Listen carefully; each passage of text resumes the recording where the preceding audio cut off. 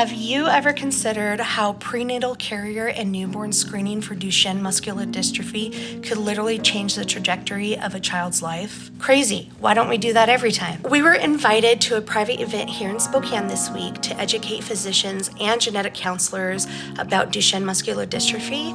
So we were really excited to share our family's perspective on the topic and essentially the role of what prenatal carrier and newborn screening could do for families. So identifying a carrier status early on could open so many doors to proactive care and support, ultimately shaping a healthier future for their children and their families.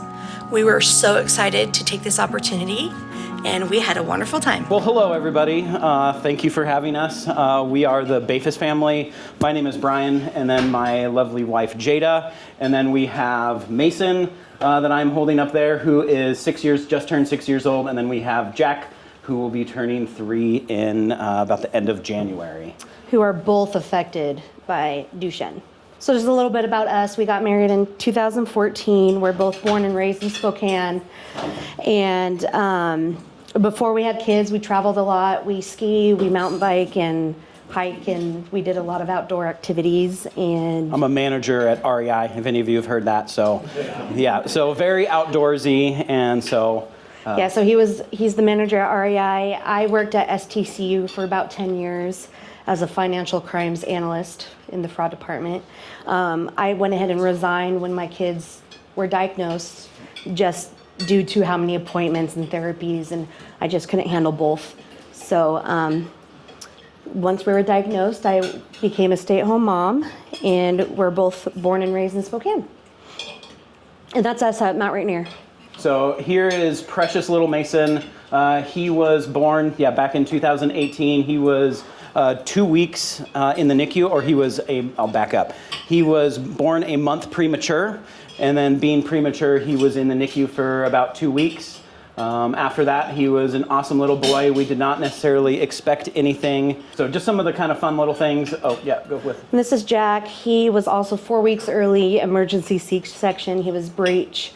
Both deliveries are probably due to the DMD. He was in the NICU for low lung function, and he wasn't coming out. So those are our two boys. So the next slide is kind of our road to DMD here. This is our medical journey. I'll let Brian start on this.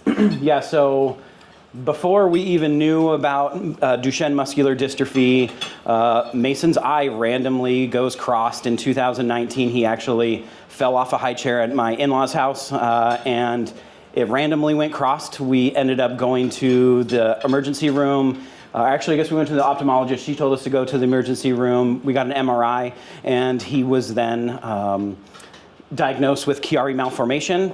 The funny thing with Chiari malformation is I was actually diagnosed with that when I was about 16 years old and had a decompression surgery around that same age, and to where Chiari malformation is more or less a pressure in your head, which ends up kind of pushing your cerebellum down your neck stem. And so the decompression surgery ends up kind of alleviating some of that. So we found out that he had Chiari malformation. And after that, we needed to get a shunt in place because the hydrocephalus, or there was too much pressure coming up, and then he needed a third brain surgery to decompress him yet one more time. And before that, there was a weird anomaly with his blood work, and to where his CK level was out of this world. I think the first time it was, around like 66,000. And I think in like your normal range is like, you probably already know, but it's like 10 to 35 or something like that. And to where his was, in the 60,000s, which is a protein that just shows that the muscle is breaking down. And so after that, we ended up getting a genetic test. And then after the genetic test, it took about 6 weeks to get that. So that kind of goes up to where Mason had kind of gone through. And I think Jada is going to talk about Jack. Yeah, so he In March of 2023, his eyes crossed again, and so we were told he needs another decompression surgery. That same month is when he had abnormal labs. The CK was super high, so the same month he had that surgery was the genetic test. And he was diagnosed in May of 2023, and then we thought Mason was a random mutation because it does not run in my family whatsoever. And so sometimes DMD just randomly mutates if it doesn't come from a carrier. However, we just tested brother to test him because he was related. And once he was confirmed DMD, I had to do my own genetic test, and that's what diagnosed me as a carrier. So she actually explained DMD extremely well, but the dystrophin gene has 79 exons, and it's one of the largest proteins in the body, which is why it's almost impossible to cure or replicate. And they are actually able to do exon skipping, which dystrophin has 79 exons. They're missing number 50. They're only missing one. And by missing one, it messes up that chain that connects. And so when it's broken, it's not producing that dystrophin. So unfortunately, they only have one exon missing. I have the same mutation. Luckily, as a female, I have the other X chromosome to make up for the mutation. And so Jack actually started exon skipping a couple months ago. We did end up discontinuing it. It's an IV once a week, and he's 2 years old. It just was not a good experience at all. There is another exon skipping on the market. Should be approved in the next year, they say. That's supposed to be way more advanced than the one that was approved in like 2016. So we're gonna wait for that. And then, yeah, so that's kind of our timeline. We had quite the medical journey before we even hit DMD. So since then, we've just really educated ourselves and trying to make good out of it. So you can. Like Sam had mentioned, it's funny because all of these brain surgeries and things like that, it was like, he doesn't have DMD. He was, he wasn't able to walk when he was trying to, kind of in these key kind of milestones areas. And so, we kind of, shoved it off. And then there was a few kind of doctors when we were in there like, well, his calves do look pretty big, and, kind of a handful of other things. And I think we were wanting the answer to be no, of course, because this is not awesome. But getting up to this journey, we were like, nah, that's not it. And then it was like, oh, okay. And then how to move from there. Luckily, with his abnormal labs, we were able to catch it a little bit younger than the typical 5, 6. So we did catch it when he was 4, which he was diagnosed the same month that Elevidys gene therapy was approved, which was in our favor because he was under 5 years old. And then with Jack being only 2, finding out he's in a much better position. He's so young, we can really develop a good treatment plan for him. That's why I am really for genetic newborn testing, even carrier testing. Unfortunately, I denied it both times. If I were to not, I would have found out when I was pregnant with Mason, and it could have been a completely different scenario. So newborn screening is definitely something that should be happening. I tell myself if I found out when I was pregnant with Mason, we wouldn't have Jack, so everything happens for a reason. So, but if I were to go back, I would have definitely pursued that, for sure. Did you have a question? Yeah. So, if you guys wouldn't mind, would you cover just the exon skipping part? Yeah, so think of it as like a train, 79 exons that fit perfectly, correct me if I'm wrong, fit perfectly like a puzzle.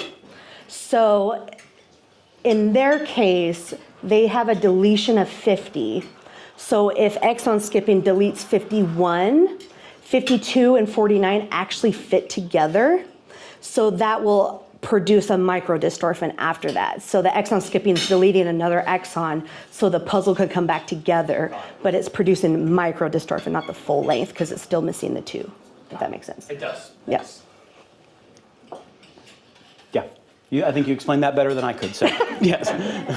I think we can go to the next slide. I just put together some pictures of just our medical journey.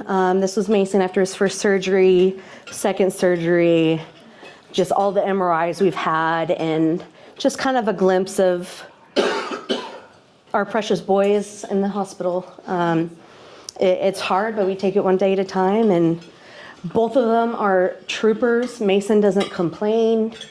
He doesn't question anything, and he's just been through so much more than the average person. So we're really proud of them, and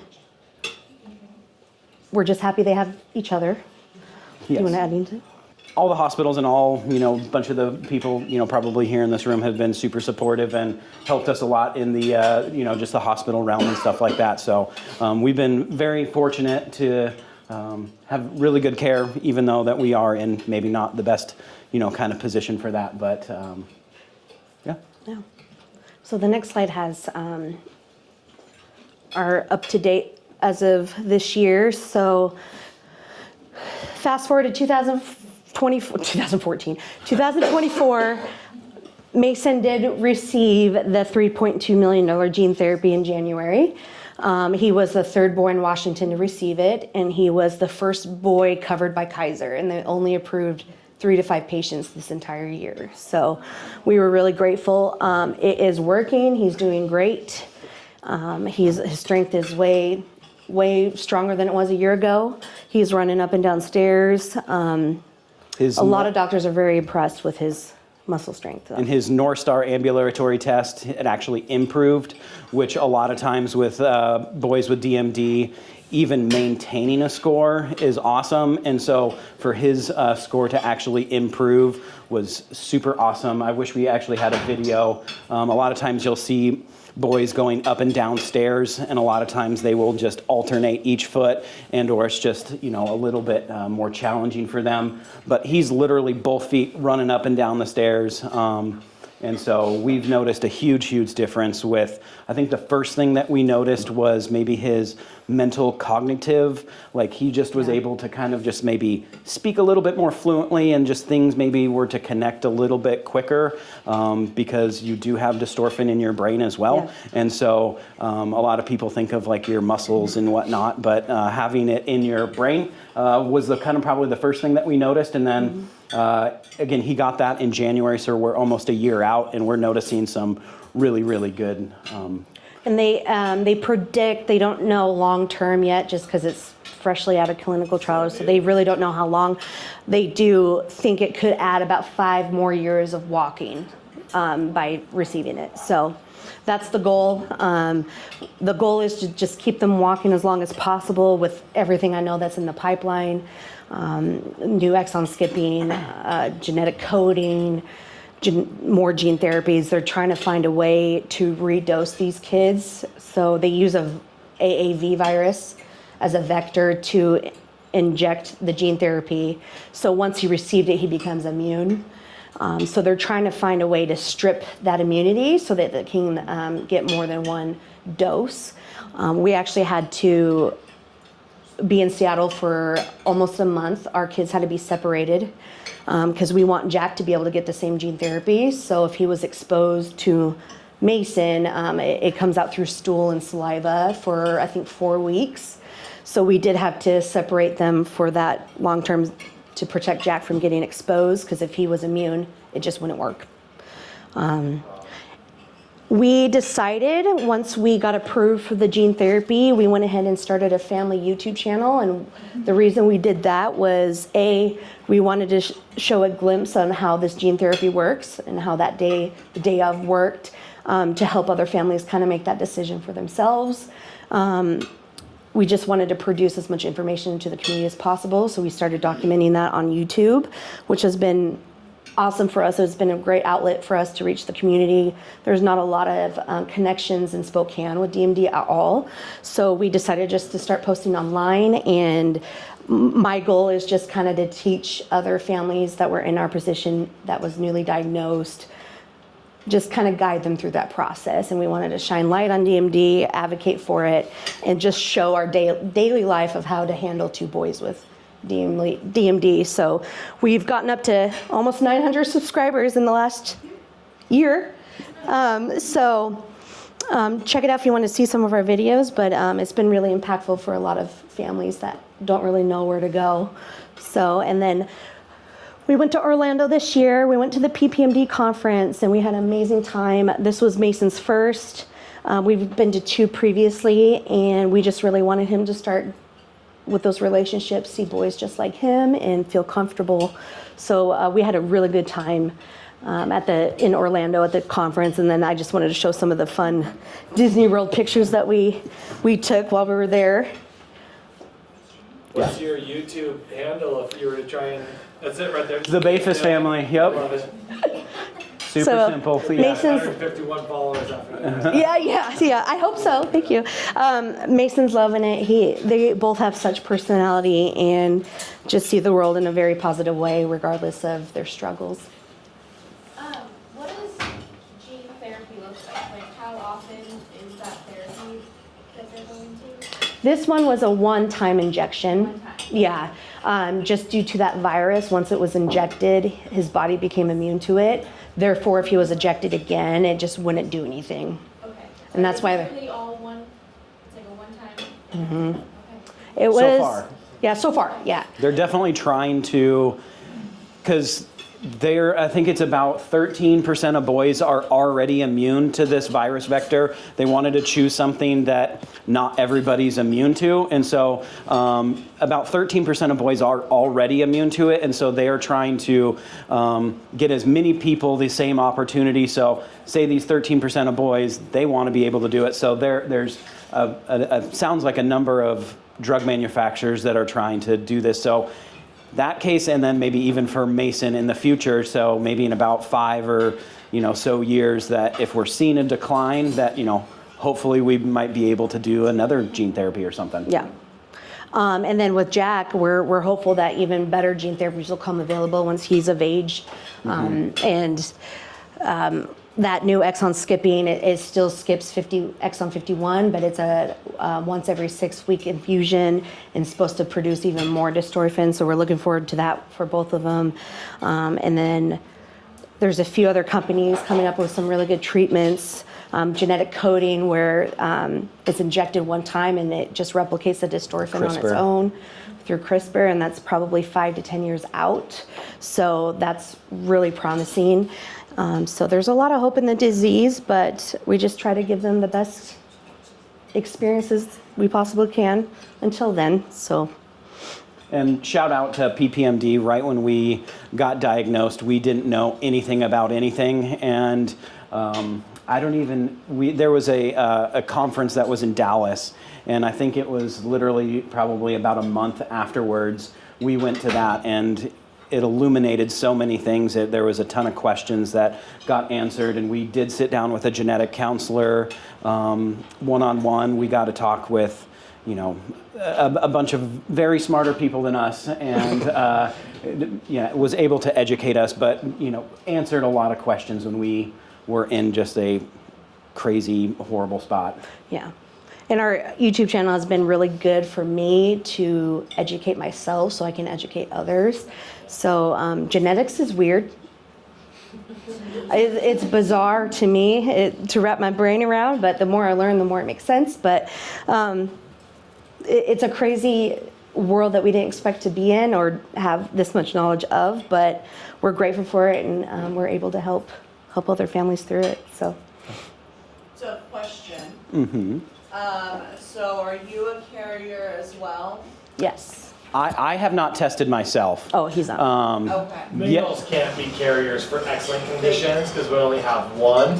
So for guys, that's why it's so important when mom's a carrier for an X-linked condition to talk to a genetic counselor, because if mom's pregnant with a boy, it's a 50-50 chance of whether baby's going to be affected or not affected. Yeah. We can't be So- carriers of X-linked conditions. We So either have it that's or we one of don't. those that we do not test to the father, we only test the mom if Yeah. she's positive. And if she's positive, definitely needs to see MFM, Yeah. genetic counseling, because it changes the outcomes. And Yeah. really good question. That's Yeah. the key. Awesome question. Which is crazy because even since it's X-linked, if they have kids, if they have a boy, they won't have the disease. But if they have a daughter, she could be a carrier. But that's gives me a lot of hope that they could still build a family and whatnot. Just out of curiosity, I mean, if you were to talk to a new couple who just had a baby, right, with DMD, what's the advice that you would give them? To seek out a neuromuscular clinic. So the closest one to us is Seattle, obviously. I think the sooner you can get into a neurologist and just a care team, the sooner you can start a treatment plan, the better. They say time is muscle, so the older they are, the more muscle they have already damaged or is dead. So once it's gone, it won't come back. So I think I would just tell them to just start seeing the neurologist and start educating themselves. And because there are a few key windows with Sarepta expanding their label, but before then you had between you were 4 or 5 years old. So a lot of times, like Sam had mentioned, you don't know until you're almost 5 years old because of some of the muscle delays and that type of stuff. And so you are eligible until the day before your 6th birthday. And so and with insurance approvals, that's over $3 million there. We, I think, had at least 3 denials. And so, yeah, time is muscle. And so the sooner that you can, get some of these treatment plans, because you don't want to age out of it is the biggest thing. yeah. And that's why Jack is in a good position because he's 2 years old. So the sooner he can get gene therapy, he would be even in a better position than Mason because Mason diagnosed at almost 5. He's already lost some muscle at that point. So I think the earlier you start exon skipping or, all these other options with Jack, we haven't put him on steroids yet. We decided not to until gene therapy, but the sooner the better because it's just going to prolong their walking that much more, their life that much more, the younger they are. Thank you. Yeah, for sure. What is the testing for babies? There's not any, I don't believe. So the first Do you have to wait till they have symptoms? Most cases are due to the physical symptoms, about 4 to 6. That's why it takes so long to diagnose it. Yeah. Right. And Yeah. we kind of ended up getting somewhat lucky because his eye went crossed. We ended up getting blood work for one of his brain surgeries, and they were like, this looks super weird. And then we ended up seeing a GI specialist, and he's like, this looks like muscular dystrophy. And we both were like, Psh, how dare you say that? And because when you look it up, you're like, oh. Yeah. And so His GI doc was the first to bring that up. to you guys? Yeah, because he had elevated liver enzymes, which is the first indicator of something weird, because liver enzymes are always elevated with DMD. And so then he did the CK, and when that was just spiked, that's pretty much a guaranteed diagnosis when the CK level is that high. Right. And when they ordered that, it comes back almost immediately or within like a day or two. It took, 6 weeks for us to get the actual genetic testing back. So after you hear this potentially horrible news, then they send the test out and it's like, okay, now wait 6 weeks. Yeah, that was brutal. Longest month and a half. Right, Yeah. but then after, you do a little bit of research and CK level, the liver, kind of initiator, it being that high, it's kind of pretty much a guarantee. There's a lot of diagnosis through abnormal labs like us, but if they have no history of any medical, it could be a long process. 4 or 5 you're noticing weakness in large calves or they're falling a lot.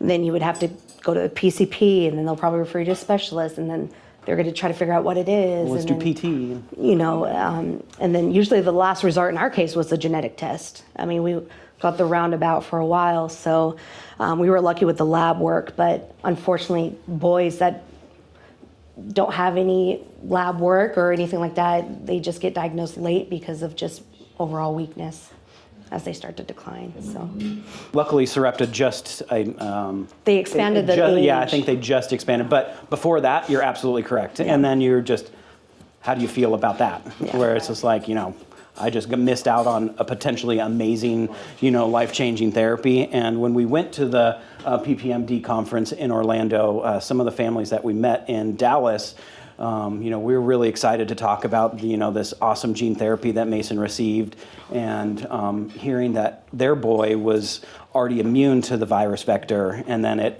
kind of takes the wind out of your sails, and they were just mentioning that, man, it was like almost getting diagnosed again, and so it's hard to almost have like a carrot dangled in front of you and then not be able to, take advantage of that. And so having all of these other drug manufacturers try to come up with a way to redose these boys, or somebody that has been already immune, get an additional dosage, would be awesome.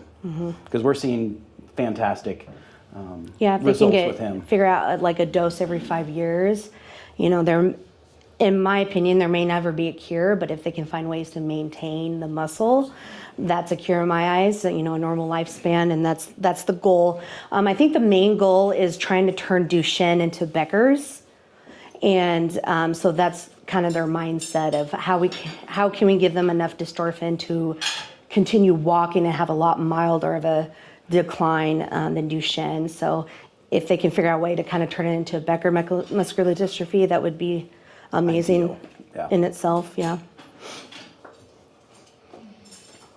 Crazy journey. It's just crazy because we were just ordinary people with ordinary lives, normal jobs, and we just wanted to have kids, and then 5 years later our road has been very unexpected, but Turned upside down. yeah. So we're making the best of what we have, more or less. I have one more slide because Mom takes so many pictures. I just want to show just their bond over the years. From a very young age, when Jack was born, they've just had that connection, and I think it's due to they were both meant to have this disease together. They have each other, and they have us to support them, but they have a really cute friendship, and I just think they're super adorable. He looks very jaundiced right there. Yeah, we had to go back to the hospital because he was jaundiced when he was born, but... Did they cry on Santa's lap, or did they power through? He did the first year, but this year he did pretty good. That's this year, and then that's Halloween. So we're just getting started. We're only a year and a half into our diagnosis and still learning every day, but the more we learn, the more hopeful we are for what's to come. But like I said, if I were to go back, genetic screening would be ideal. I would have loved if they had newborn screening, obviously, so especially for Mason. Learned 2 weeks ago at a dinner that DMD was not on a newborn screening, and it's just on for a couple of states, and that's just the incidence rate and how relatively frequent it is, and why would it not be? I just can't thank you both enough for sharing your story. And Thank you. Well, thanks for having us. I don't know, a lot of goosebumps being a dad myself, and just the feelings, and I just really appreciate you telling your story. And the whole goal really is just to raise awareness. As they're talking about the gene therapies and the breakthroughs in technology, I think there's a big misconception with carrier screening, especially within patients, that it's a seek and destroy test. Everything we screen for is compatible with life. This is a seek and treat, and for a lot of the conditions screened, time is the gift that carrier screening gives patients. The struggles to get this covered by insurance, to get a 5-month head start in pregnancy, to start those hoops to jump through with insurance. Because, you guys got to be just insurance experts. But Unfortunately, a little bit, and Seattle Children's has worked their magic, and awesome. They've been Kaiser great. curses our name probably. I'm sure. And just the support groups. I service some clinics that service a lot of Spanish-only speaking patients, and so for them to be able to hop on Facebook and join some DMD or cystic fibrosis Spanish-speaking groups. The whole goal is just to provide expecting couples with meaningful information. And you hear, I'm sure, providers and staff, you hear all the reservations from patients. We don't have any family history, so we don't need this testing, or we're not going to do anything different, so we don't need this testing. But the reality is, you don't know what you don't know. What you can do as providers is help educate the patients. And for a lot of the patients, it's like, maybe you won't do anything different, but the care team will.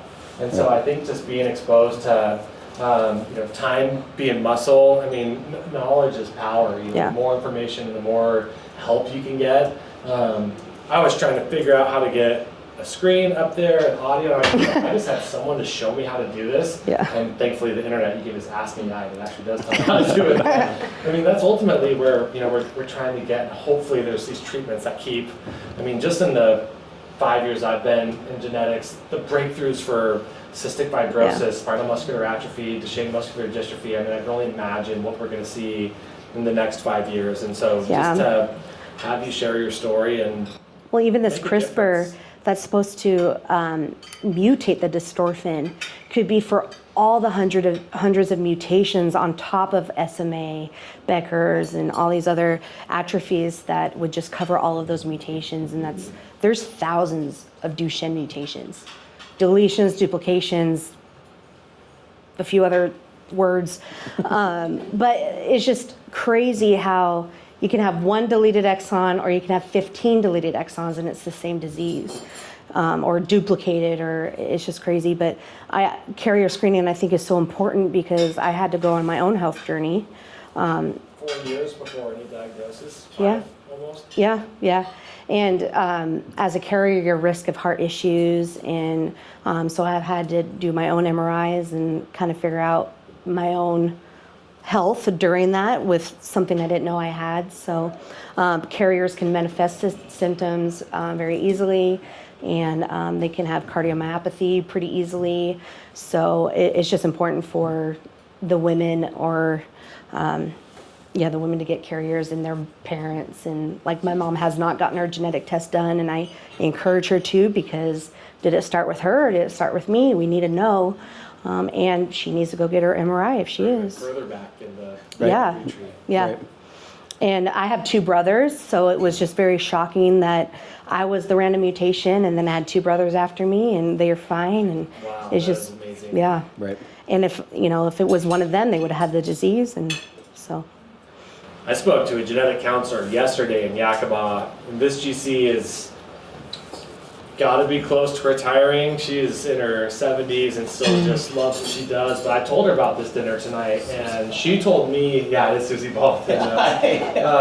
She thought for majority of her life that there would never be any, not even cure, but treatment for DMD or SMA. And so we ended up talking about, I was telling a little about your story about the gene therapy. And so to even have these treatments FDA approved within the last few years, and now with gene therapy, I mean, the pipeline is bright, in my opinion. I mean, There's a lot of hope. what's happening in the world of genetics really is amazing. I just hope that. Yeah. Fun fact, I think I'm going to not be accurate on the years, but we were told by a physician at the conference that I think it was year 2000, 1999, where they actually figured out where the mutation was in the dystrophin gene. And so they've only been researching it since 2003 or something like that. So the advancement in 20 years is just nuts. So I have a lot of hope for the next 5 to 10. So I didn't realize it's only been researched for 20 years. Yeah. Yeah. So thank you. Yes, thank you guys.